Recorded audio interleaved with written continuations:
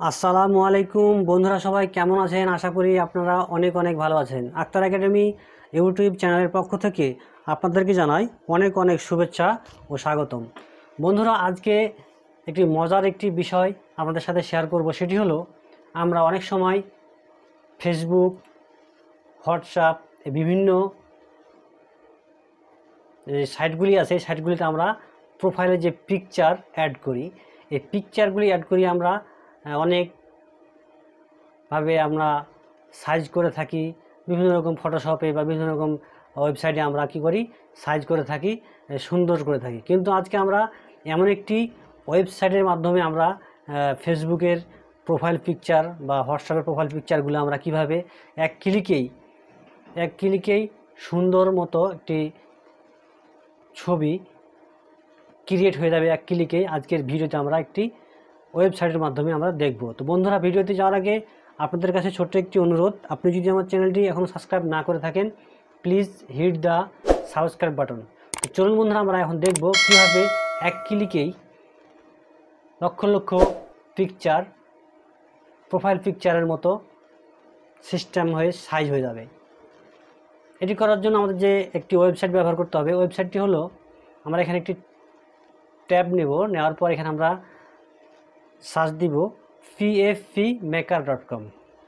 pfpmaker.com, এখানে pfpmaker.com click করলাম। করার পর কিবোর্ড থেকে এন্টার প্রেস করলাম।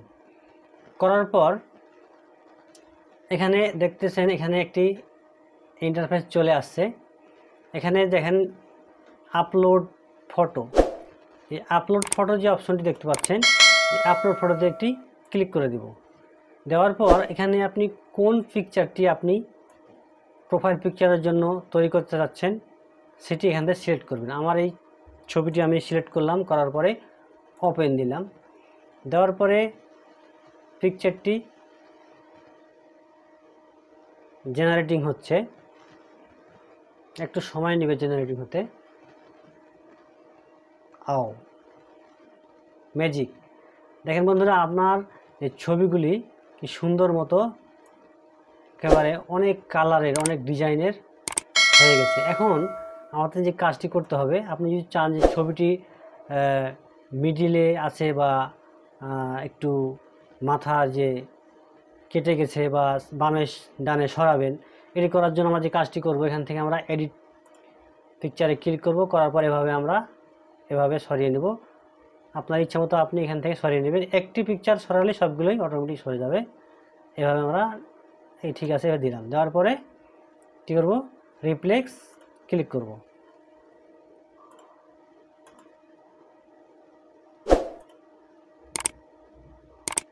এখান থেকে নিচে চলে যাব। আর নিচে গেলে আমার সেভ অপশনটি আছে, সেভ অপশন, এই যে এখান থেকে আমরা সেভ করে দেব। দেখেন সবগুলি পিকচার আমার সুন্দর সাইজ মতো, প্রত্যেকটার পিছনে সুন্দর ব্যাকগ্রাউন্ড দেওয়া আছে। দেখেন সুন্দর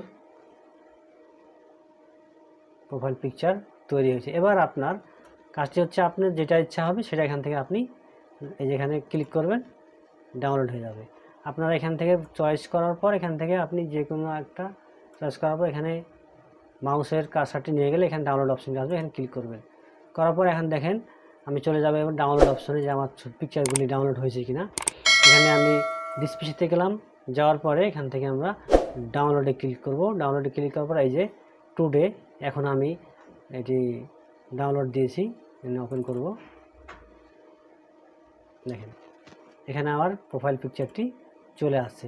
এভাবে আপনি হাজার হাজার ছবি আপনি এক ক্লিকেই এভাবে আপনার ইচ্ছে মতো আপনি সার্চ করে নিতে পারবেন প্রোফাইল পিকচারের জন্য, হোয়াটসঅ্যাপ বা ফেসবুকের জন্য। তো বন্ধুরা, ভিডিওটি কেমন লাগলো অবশ্যই কমেন্ট করে জানাবেন। আর পরবর্তী ভিডিও দেখার আমন্ত্রণ রইল। আল্লাহ হাফেজ।